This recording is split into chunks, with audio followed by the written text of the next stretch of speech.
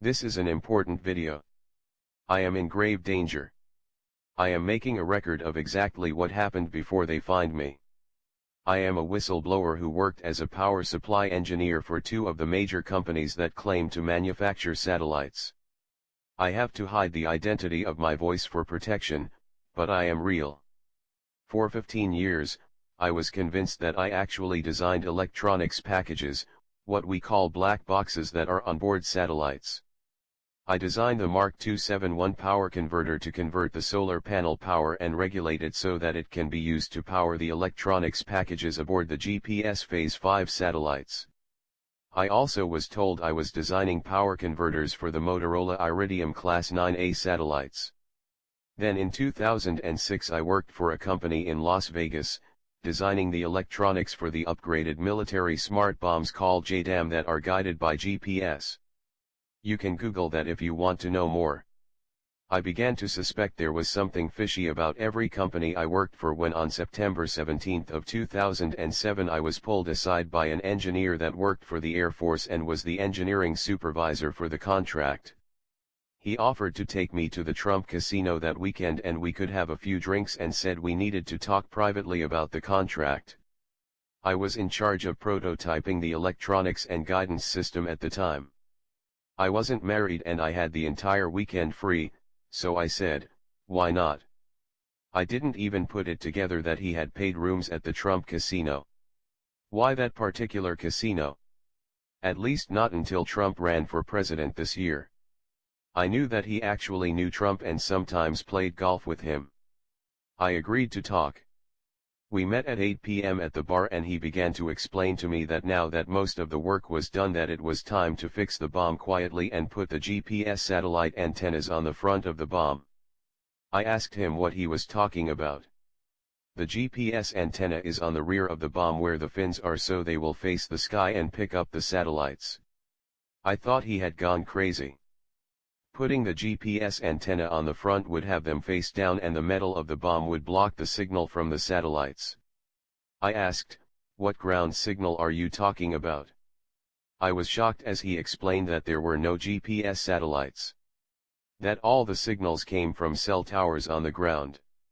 I thought he was joking with me, but to make a long story short, he insisted that it was true and the original design was because there were so many people that were involved. We had to build it this way to keep the military secret that we don't really have satellites in space. We argued over this for over an hour while I was getting sicker and sicker at the stories I was hearing of deception to the public. I was hoping that I would go home, sleep off the drinks and it would go away, but it didn't. That's not what they taught us in school. The Earth is round and satellites spin around it and that included the GPS. Why did they let us get so far into the contract before we were told? I would later find out that everything we did was to hide the military secrets. They know all engineers are told that GPS is from comparing the timing of spread spectrum pseudo-random and encrypted code streams from satellites to calculate a position. I had to go back and I was allowed only one engineer who had worked for us longer than I have, to change the antennas. We had to leave the little white plastic antenna on the back behind the fins so that the soldiers would think it was real. We were ordered to hide the GPS ground antennas in the nose of the bomb where the fusing mechanism resides and it was to be sealed in that unit with the primary explosive so it couldn't be opened. He told me of other things, that I intend to expose to the world at a later time.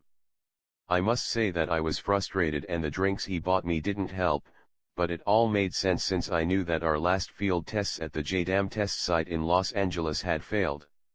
I knew they had failed, but I thought that our antennas didn't have enough gain to pick up the very weak signals from the satellites. I didn't even use my brain and realize that even a cheap cell phone from Apple can pick up the signal. It had to be from cell towers, not space. He went on to explain that the white plastic satellite antenna on the tail would remain to fool those building the bombs, if they were smart enough to know anything about GPS. The new antennas on the nose would be built into the fuse where the primary initiating explosive is so that it wouldn't be taken apart or discovered. I am very upset about what happened next, but to make an honest account of what happened, I must tell the rest of the story. I continued to talk with the blonde-haired, blue-eyed engineer from the government that I had trusted. He was getting me drunk, but I was not complaining. He kept talking about the all-seeing eye and even asked me if I had considered joining the Freemasons and socializing with he and others like Trump. I told him I wasn't into that sort of club because they were just old men.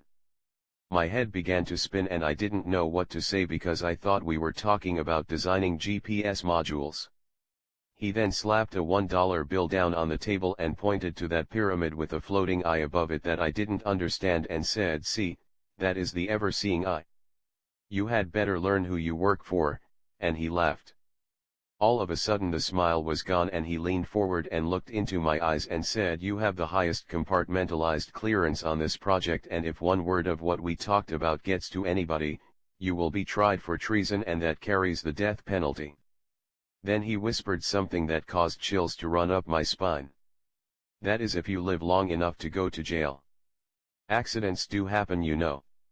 My head was spinning, I didn't know what was real. I guess he saw my concern and he said, "You will soon understand." He got up and left. Before I could empty my last drink, two of the most gorgeous girls appeared at my table. Both were at least 10 years younger than me. I should have gone home, but I was young, single and drunk. It really causes me pain to tell this story and be honest about what happened because I was so weak. To make a long story short, the girl with short straight black hair and the curly redhead claimed they had a room on the 6th floor, and like an idiot I boarded the elevator with them. I am ashamed to say that they took advantage of me all night, and at 6 in the morning, when I began to sober up, the girl with the straight black hair said, "You know the truth. As long as you play the game we will be back. But, if you tell anyone about what you have learned last night, you won't live long enough to regret it. People, know the truth. The government is lying to you, and so is the Illuminati who is behind all of this. Pay attention, people, I worked for the government. You should also know that the code name for GPS in the military is 666. And I'm sure it is not a coincidence. But the billions appropriated for an expensive program like GPS goes a long way in perpetuating the biggest hoax ever pulled on the entire world by those in power. That was a long time ago to me, and I've lived the lie ever since with every project I've worked on, including going through all the trouble to build power supplies for satellites that don't even exist. I don't know if the Earth is flat, square, or shaped like a banana. What I do know is that finding out GPS doesn't come from satellites and that there are really no satellites, and exposing that could get me killed. After living this lie for many years and having to tell our contractors the lie to keep the engineers in the dark, I had all I could take. Last week I got into a fight with my boss, Drake, when I could take it no longer. He kept telling me that it was okay and things would be alright and not to worry about it. He said he agreed with me that it was time to go public, and he said we should talk to the company vice president first, who was a friend of ours. He made me promise not to talk to anybody until we could fill him in the next day. When I turned on my block, I saw a car backing out of my driveway. It had two men in it wearing sunglasses. They were going really fast. I thought they were just using my driveway to turn around. When I got to the house, I unlocked the front door and went inside and was going to turn my alarm system off. I used a professional alarm system because I often have classified drawings and documents in my house. When I entered the hidden closet where it is located, I found that it was already turned off. I immediately knew something was wrong because it arms automatically at 9 o'clock each morning if I forget to arm it. It will not go off until I insert a card with a microchip in it. It is also battery powered and can run for a week without power. I immediately knew something was wrong. The first thing I did was call security at the plant because we have to notify them first when there is a break-in, even at our house, because of the confidential government material. I talked to a man named Larry who is the nighttime security manager. He told me that under no circumstances should I call the police, and they would be out in less than 20 minutes depending on the traffic. These are not nighttime watchmen. They are security contractors from a company that was deployed in Afghanistan, and they were authorized by the government to protect their secrets at our company. Larry told me to stay in the house and lock the doors and don't talk to anybody until they arrived. After about 5 minutes I started getting paranoid that something was wrong. At least I thought I was paranoid. My neighbor is a contract agent that works for NASA who protects 2 of the astronaut pretenders that live in our town. We had told each other a lot of things that we probably shouldn't, but I've known him for 20 years and we even drank together on Saturday nights.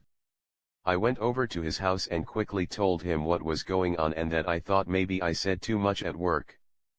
Being a special agent for the government, he said he would come over to my house and look around. To make a long story short, he found 4 pounds of C4 explosive hidden in the back of my bedroom closet that was on the wall next to my den. He grabbed my arm and literally dragged me out of the house. We ran to his garage and loaded up in his car and took off. He told me he was going to make a call, but not to worry. It was hard to trust him because I knew he was government too. He carries a special encrypted cell phone that cannot be tracked. It didn't take him long to find out from his boss that I had been marked by the government and was considered a threat higher than any terrorist. The government can't have their cover blown on this. Suffice it to say that he did not blow my cover and he gave me a bundle of unmarked cash that agents carry for other reasons. He took me to a location that I cannot disclose. Since then I have moved 3 times, each time just barely staying ahead of the government. I want this story to be public in case something happens to me. I am guessing that if I can't get to another country that I'm a dead man.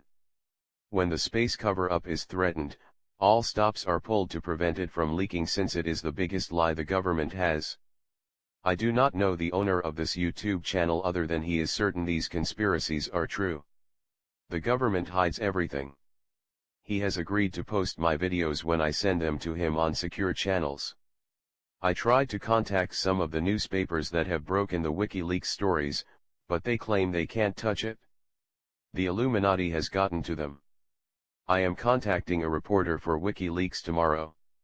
There are things I can expose that are in plain sight. I will keep sending my YouTube friend updates and videos of my progress. If I disappear you will understand, but I'm going to give it my best shot.